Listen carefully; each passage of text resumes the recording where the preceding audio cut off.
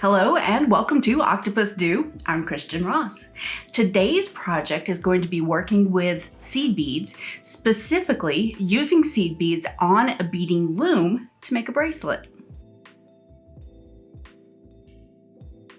Now, the specific loom that I'm using is from my good friend, Juliana Avalar, and she created the jewel loom that if you've ever taken classes from me in person, you may have seen me use this. However, love this loom. I still love this loom. It's a great travel loom. She has come out with a new loom that is the Weaving Goddess collection, and it comes in a smaller size and a larger size that you can see over my shoulder here. And they make great bracelets. You can do so many different weaving things on them. On the large one, I actually have a video that you can check out on how to make a scarf, which right now I'm in winter here in Knoxville, Tennessee. And so scarves are a great thing. So check that out if you want.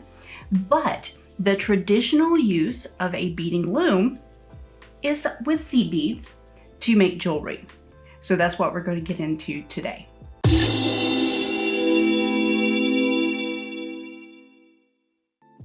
For today's project, we're going to be using the smaller Weaving Goddess Loom. And something that I want to mention is that my good friend gifted me with this loom, so it's not something that I purchased. She wanted me to check it out and give you my honest opinion.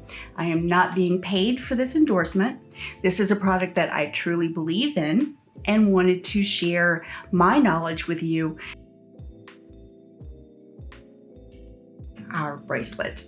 So let's get started and make something. I'm going to go over the supplies that you need first. Basically for this, because I want you to be able to see what I'm doing, I'm going to use larger seed beads. I'm using this really beautiful blue mix. It actually came in a mix. I didn't take a bunch of different blue beads and put them together, but they are a size 6 seed bead, otherwise known as a 6/0. And they're quite big in relation to what you normally think of as seed beads. The typical standard size of seed bead is called an 11/0, and I'm going to show you the difference close up here. You can see the size 6 seed bead, which is that larger blue seed bead, next to the size 11 seed bead, which is what you would consider a typical or a standard size seed bead. Go with the size that you like. But if you're new to this, then the larger beads are definitely going to be easier to handle. In addition to your size 6 seed beads, well, they're laying on a bead mat. And that's going to be important because you don't want those beads to roll all over the place.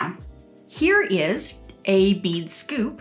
This is just one version of it. There are ones that look like little shovels, and basically you can take your seed beads, scoop them up, and anything that you don't use, you can put back into your bead tube when you're done. It makes cleanup a lot easier.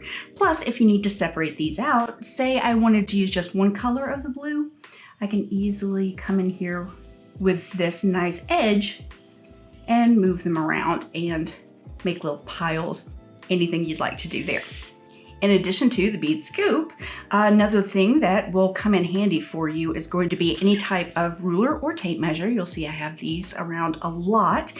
This one is flexible, so I can see how big I need to make a bracelet, but then come along with my loom and measure this out.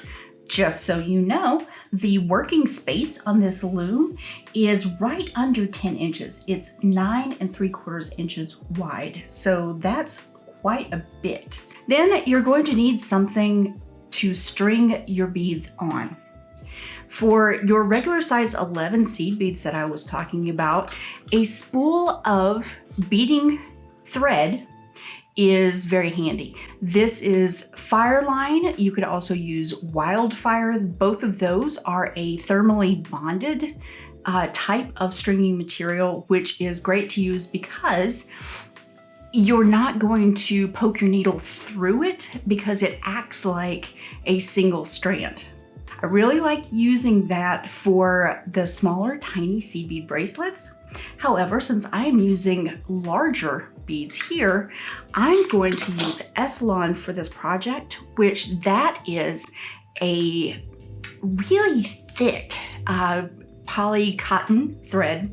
Eslon was originally designed to be used for upholstery, and so it's a very thick thread. It's definitely not the type of thread that you would sew with or make quilts or anything like that. The crafting industry and the jewelry making industry has picked up this wonderful material, and it's great for use in things like this that I'll show you, but also kumihimo and other types of stringing. So it's a nice fiber cord to use, and it comes in so many different colors. This is your standard Eslon size in that blue.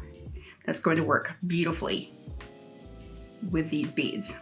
All right, in addition to your stringing material, you're going to need something to cut that stringing material.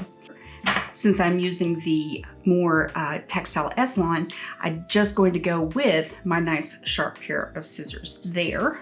And then finally, the last thing I have is a way to end this bracelet. I've got a ribbon crimp, and a ribbon crimp has this end that you're going to flatten over the end of your bracelet, and it has little teeth that are going to hold on to that, and that makes a nice finish to your end on these loom bracelets. That way, I'm going to show you how to finish this off so that you don't have to weave in all those little ends when you're done. So a ribbon crimp is what I'm using for this, and so this is a smaller one, so I'm going to make a narrow bracelet with this. And I need a pair of pliers to close that ribbon crimp, so I'm using my bent chain nose pliers, and that's what I like to use to close my ribbon crimps. You can use nylon jaw pliers, flat jaw pliers, anything like that, but I prefer using these guys. Then I'm going to give you my personal little secret here. I use two types of adhesive when I'm finishing off a bracelet. I use one that is precise and very liquid that will go into all the fibers. And I'll get into that when I finish this off. I just wanted to let you know that I'm using this GS Hypo Cement, and I'm also going to use a gel as well, a gel adhesive. And I will explain all of that when I get to the end and I'm making my ending of the bracelet and crimping everything. I just wanted to give you a heads up that that's my little tip. It works out really well for me, and I haven't seen a lot of people doing this. If you guys pick up on that tip, then you're going to be ahead of the game. Oh, I didn't mention needles. Basically, we're going to be using beading needles to work with this. They're different from the needles that you would use to sew with. These are much finer than that. Your standard beading needle is nice and thin. So a standard beading needle looks about like that. And then Juliana, who invented the jewel loom, has these great longer beading needles, and I'll measure that for you. I think they're like 4.5 inches.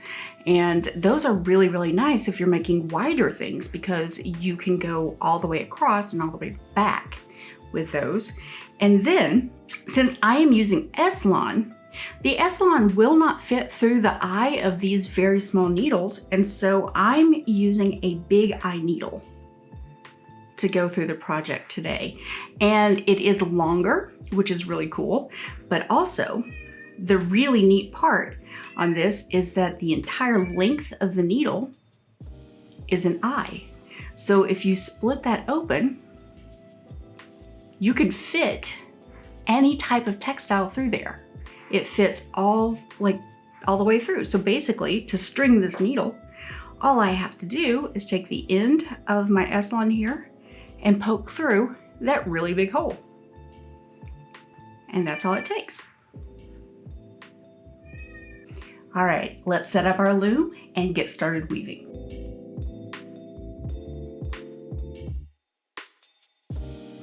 All right, the first thing that we do is have to string our loom. We have to set up the warp strings for that, and those are the ones that go up and down. I'm taking some of my S-Lon off of the spool and it's all kinky curly, so I'm gonna give it just a little tug here to set that up. And then I like to make a loop on the end, and this is not a sliding loop. This is not going to change. I just need to loop over the end of the loom. So what I do is I fold over the end of my cord, like so, and just take this looped part right here and tie that into a knot. So I'm not making a slip knot. I am just tying that over so I have this knot.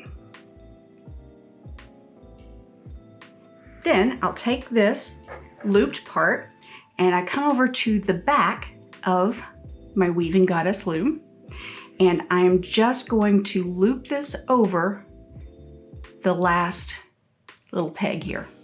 Then I'm bringing my cord over to the middle because I want this to come back out the middle. So I just come over and down. So now my thread is coming out of the middle of the loom. So if I turn it over, it looks like this. So now I just bring that to the other side, like so. And something that I'll tell you, you don't have to work in the middle. I like working in the middle. You can actually string this on one side or the other side if you need more open area, but for some reason, I just like working in the middle. Now you have to decide how many rows that you want with your beads. I want 3 rows of beads, so I have to string 4 strings because the beads are going in the spaces between the strings. So you need 1 more string than the number of rows of your beads.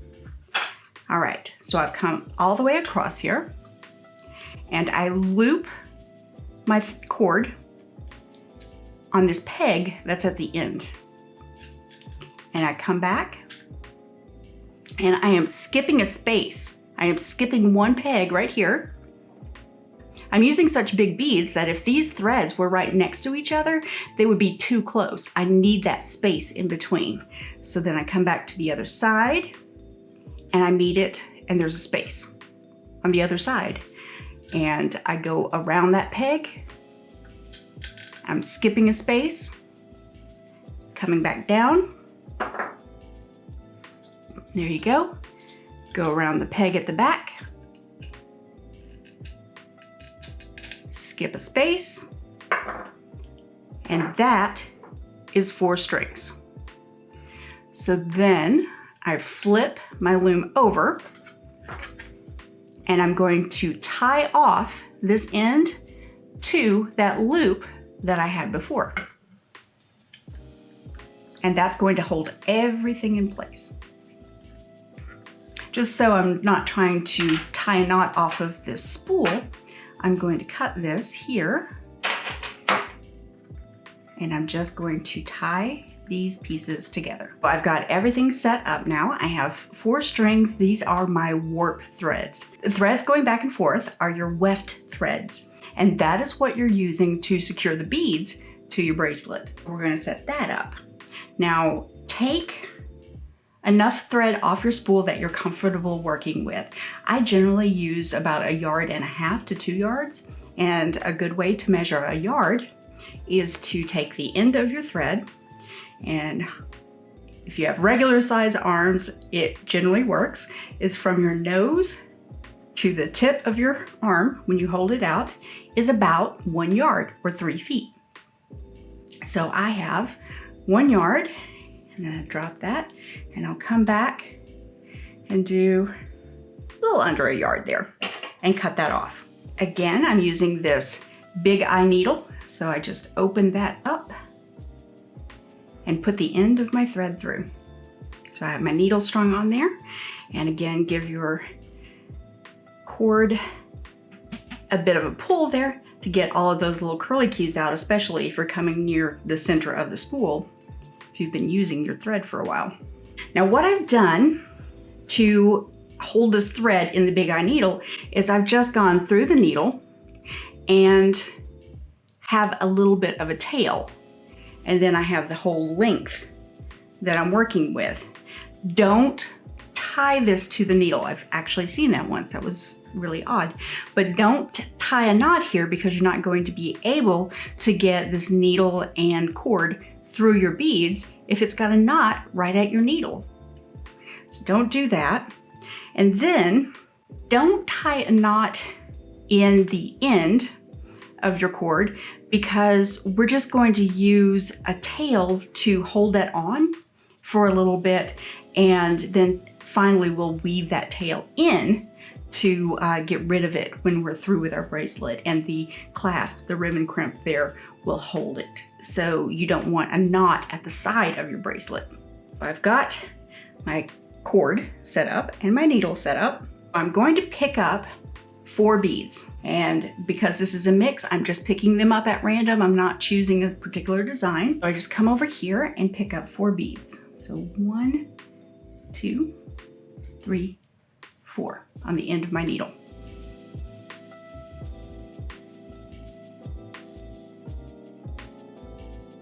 All right, so then I slide them down onto the cord, but don't slide them off the end.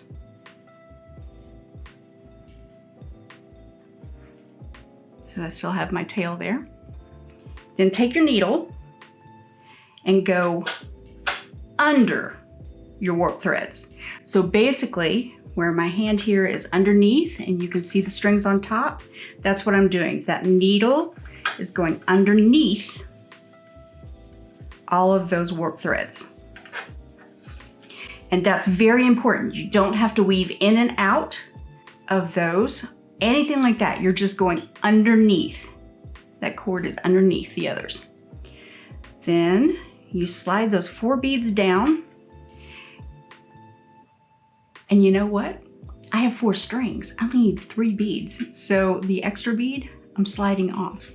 You slide those 3 beads down and they go in the spaces underneath.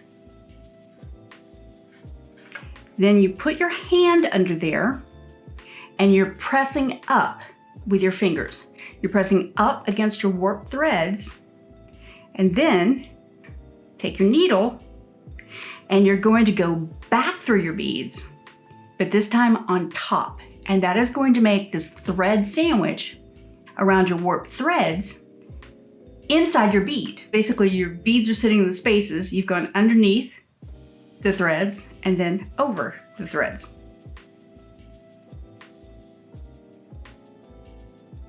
So come back through, 1, 2, 3, and make sure that your needle is on top of your warp threads when you do that.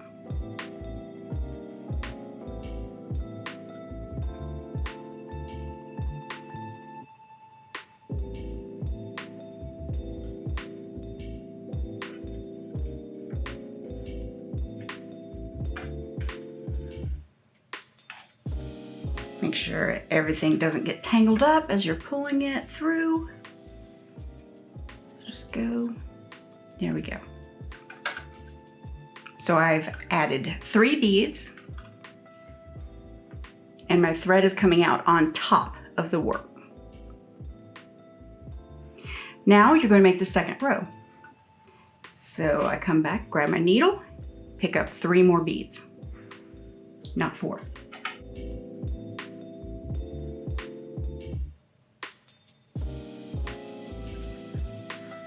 Slide those down, run your needle underneath,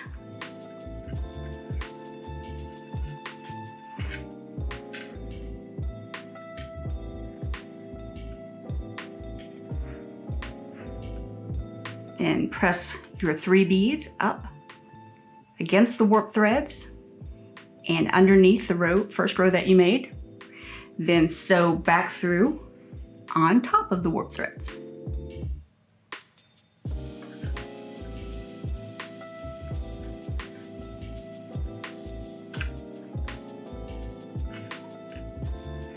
There you go.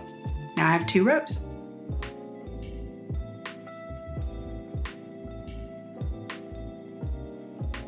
Continue like this, one more row. So pick up 3, 1, 2, 3, go underneath,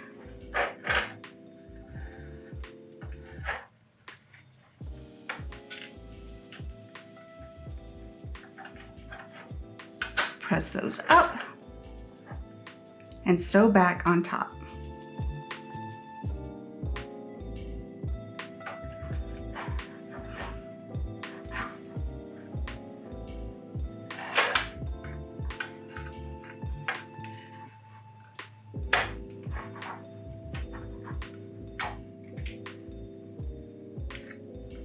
All right.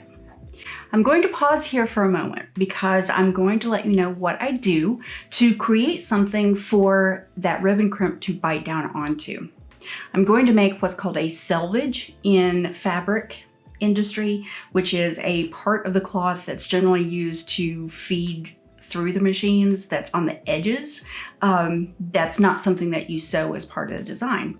I'm going to make a selvage on my bracelet that ribbon crimp is going to clamp down onto.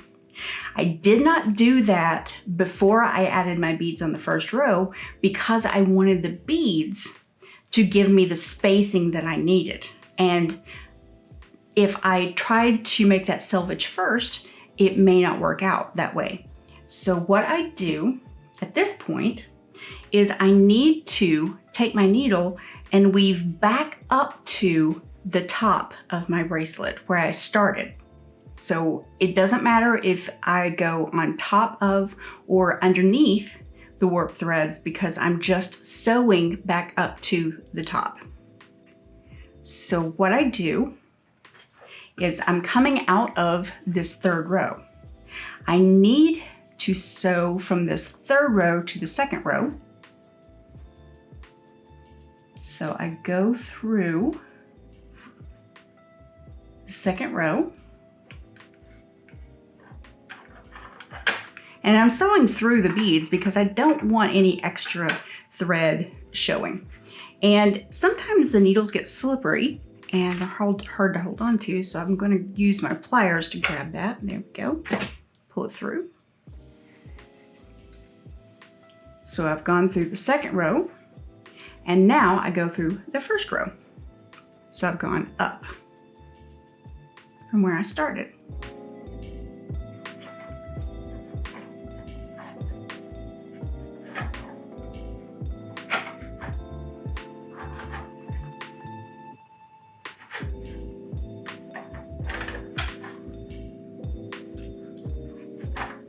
So now I have my end piece right here, and I have my sewing or weft thread both coming out the top on the end.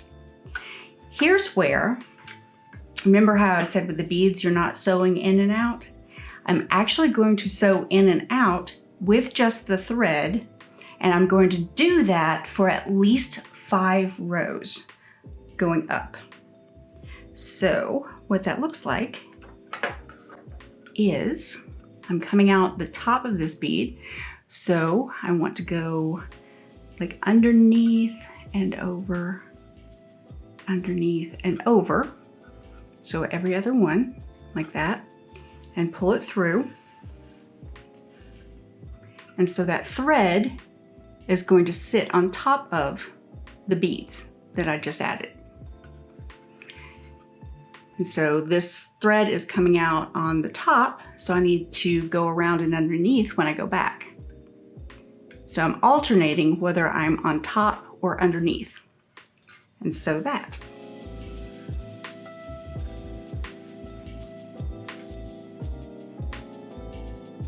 And push that down.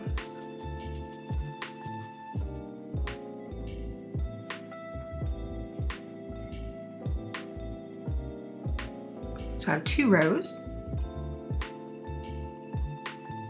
Remember, keep doing that until you get at least 5 rows. So 2,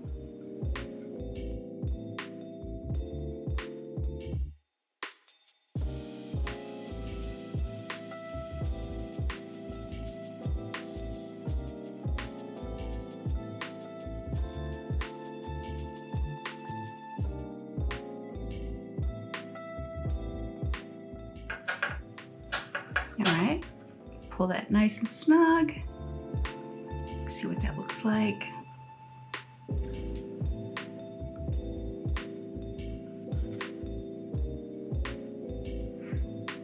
And then I'm going to take this end piece here and tie it so that the knot is in the center, because that's going to be covered with my crimp.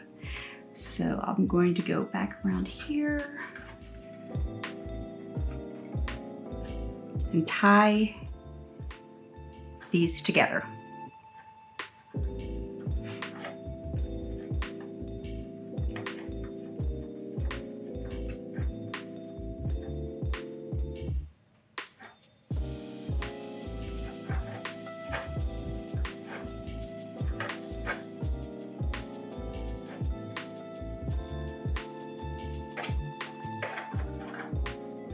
All right, and that way I don't have a knot sticking outside of the edge of the beads here. Because I've tied that off, I'm going to trim this extra. And now I have to sew back down the 3 rows with my needle and cord, and I'll be ready to finish the bracelet.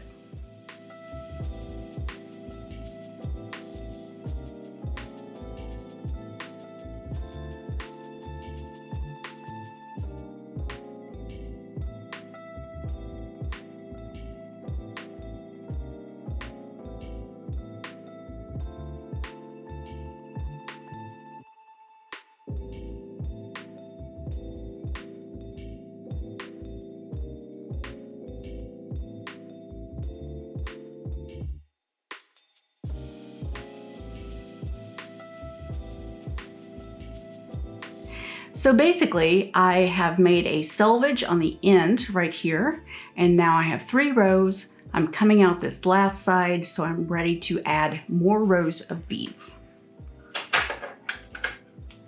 Because my beads are situated about 1/3 of the way down, I'm checking my weaving space to make sure I have enough room.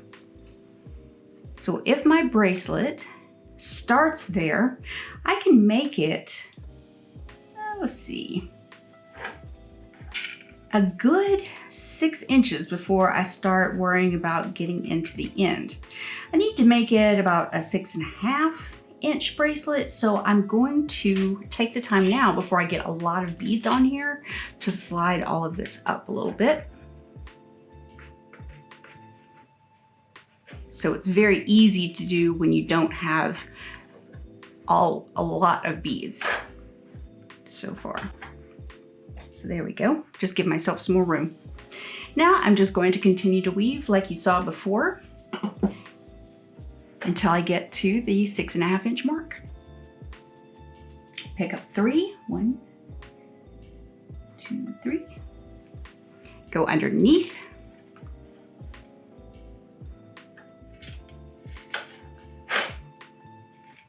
Hold those up and go back through the top.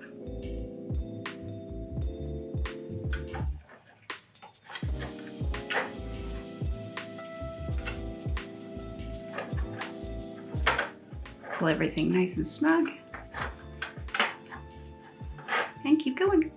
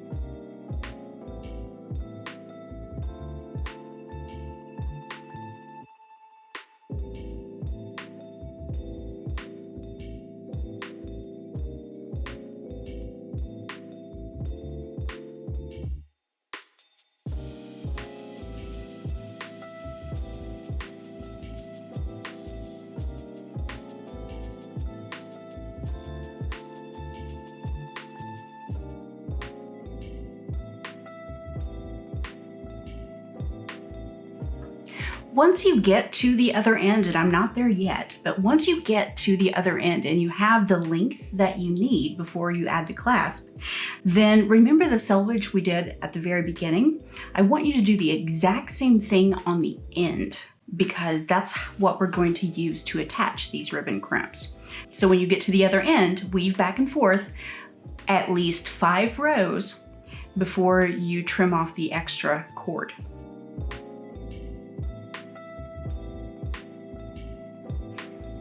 I'm now at the point where I've woven my bracelet down to the length I want it to be, which was that 6.5 inches.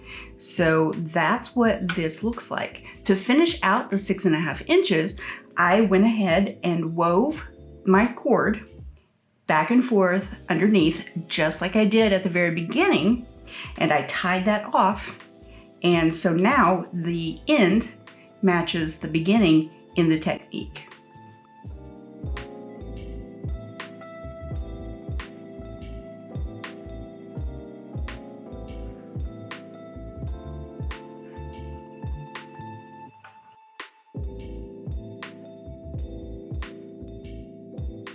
Now here's where the 2 different types of glue come in. The first thing that I do is I use a very thin glue, a very liquid glue, and I put that on the ends of the strings. And I've already done that because I wanted that to dry so that I could talk to you about the next step. But the first step is to take something along the lines of the GS Hypo Cement or a liquid super glue or anything like that. However, you have to be careful with the super glues and things like that, because if you're using clear beads or glass or things like that, they sometimes will frost over. They'll have a chemical reaction and frost over. So you need to be careful about the types of glue that you use. This GS Hypo Cement is a bead glue, and it comes from Beadalon. I'll send a link to that below. What's really cool about this GS Hypo Cement is the fact that it has this teeny tiny pinpoint top. And what you do to use this is, this has been open before, I've used it before, and sometimes glue will dry around the outside. So what I do is I'll just take a tissue and wipe that off. And I'll show you what the tip looks like. The GS Hypo Cement has a very, very fine tip. And so you can really use it to get into places that you want. And so you come in and just add it to the cord on both of these selvages. And it's really going to sink down in to that. The more liquid glue like this will saturate into those cords and really make that a good solid foundation. And I do that while my piece is still on the loom, because that holds, the loom holds my bracelet up, or the piece that I'm working on up. And as long as I don't drip any glue onto the loom, then I know I don't have to worry about where I set the bracelet down and, you know, get glue on my table or anything like that.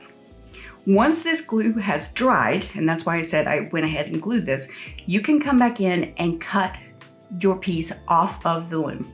So I'm going to do that. Basically, I'm just going to come here on the end with my scissors and just give it a snip.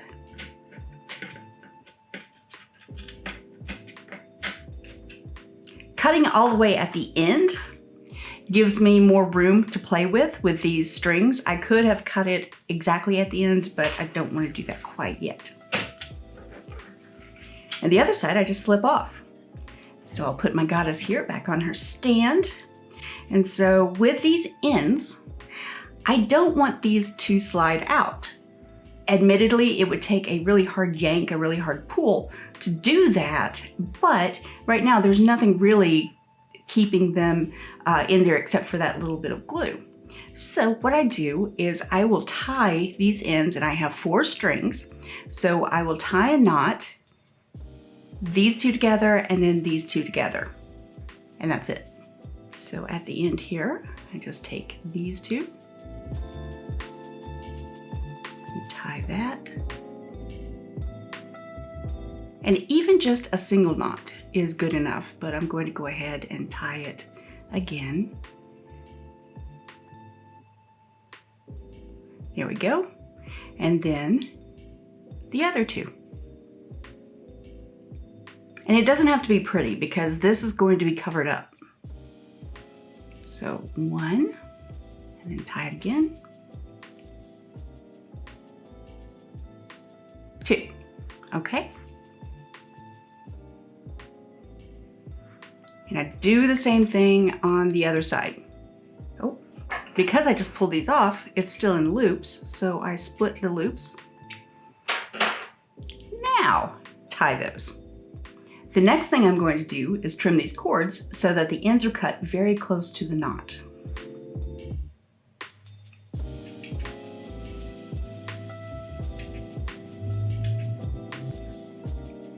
And there we go. Now we're going to attach the ribbon crimp. Here's where the second type of glue comes in. If I were to put more of the liquid glue on top of this, I would have a very thin layer of glue. Instead of doing that, I like to use a gel glue, such as I've got a Loctite super glue here. And what that will do is that will put glue on the end of the selvage and everything, but it's not going to soak through. And when I squeeze the ribbon crimp down on top of it, it's going to glue that ribbon crimp, and liquid glue is not going to come out all the nooks and crannies and drip everywhere and be messy. So that's why I use two different types of glue. And I only need a drop.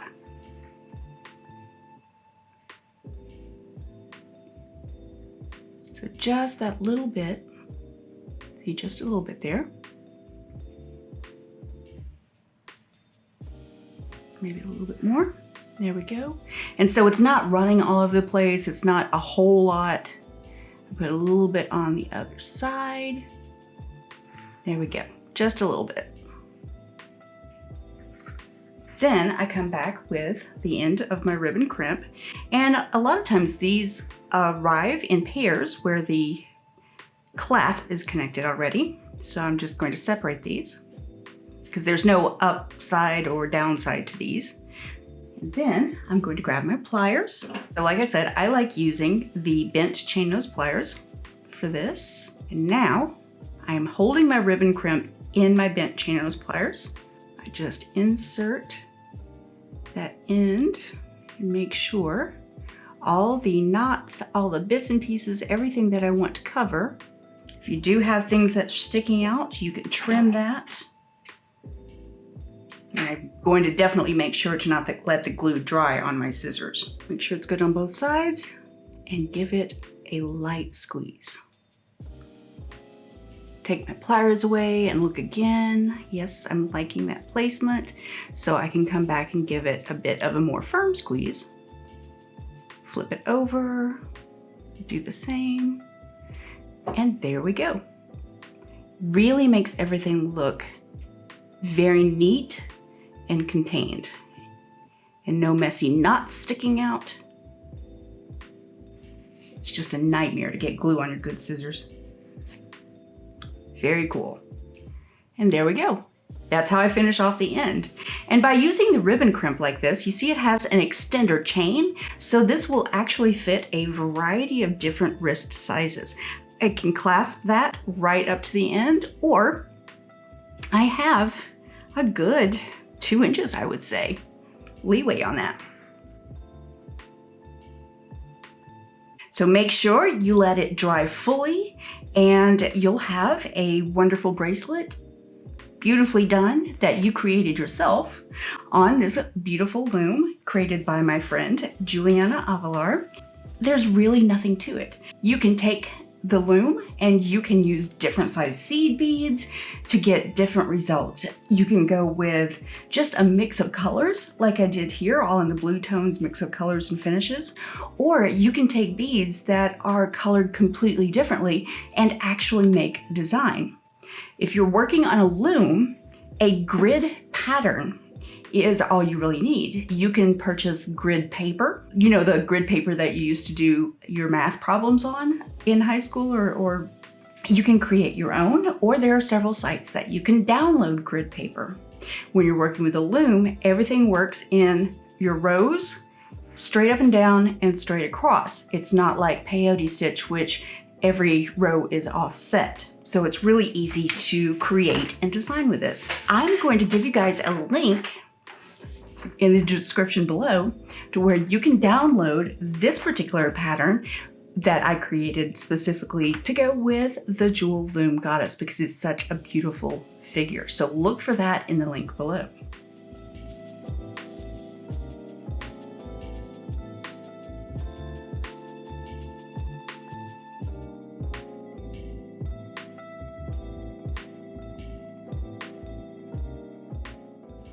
If you liked this video, don't forget to give me a like. Don't forget to subscribe and click on notifications to learn when new videos are uploaded. I hope you enjoyed this video, and now you know, go make something.